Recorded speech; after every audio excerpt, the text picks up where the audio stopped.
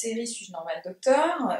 Qu'en est-il de la normalité et des émotions? C'est-à-dire, est-ce que je ressens, est-ce que c'est normal? Est-ce que je dois les manifester? C'est l'injonction les garçons ne doivent pas pleurer. Voilà.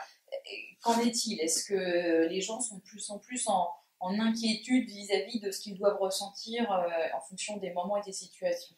Il y a une inquiétude par rapport aux émotions et la normalité. Moi, je la vois essentiellement au travail.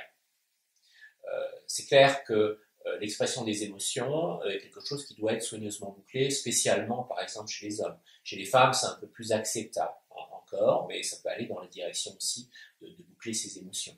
On voit aussi qu'au cours des époques, les émotions pouvaient être exprimées ou ne pas exprimées. Par exemple, au XVIIe siècle, il était normal d'exprimer ses émotions.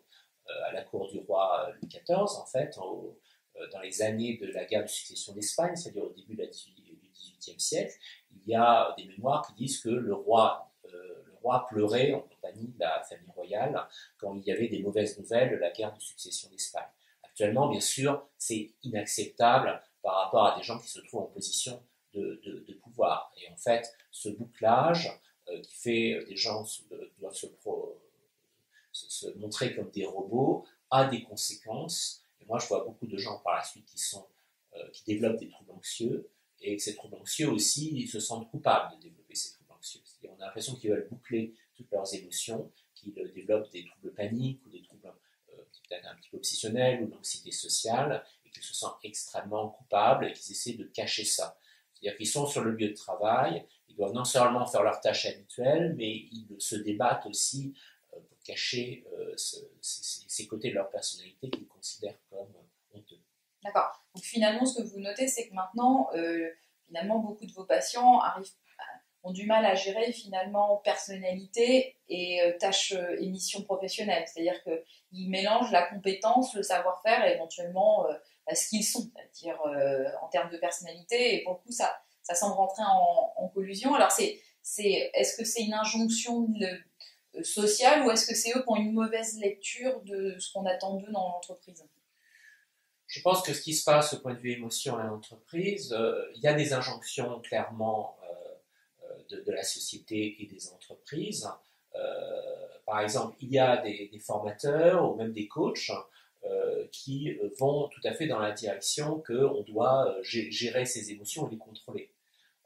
Donc c'est quelque chose de très clair. Et aussi, l'émotion gêne en entreprise.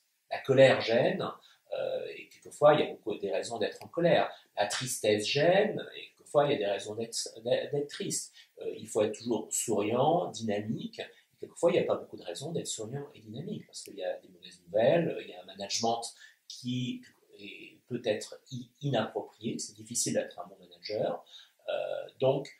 En fait, l'émotion aussi gêne. Alors, bien sûr, il y a un mouvement aussi pour ce qu'on appelle l'intelligence émotionnelle. C'est-à-dire qu'on voit qu'il y a une espèce de récupération de l'émotion par l'entreprise, et ils ont mis ça sous le chapeau intelligence émotionnelle, qui est tout à fait intéressant. C'est-à-dire c'est tout ce que finalement c'est l'intelligence en dehors de l'intelligence rationnelle et intellectuelle. C'est-à-dire c'est une intelligence, tout ce que nous disent nos émotions sur ce qui nous entoure et nous-mêmes.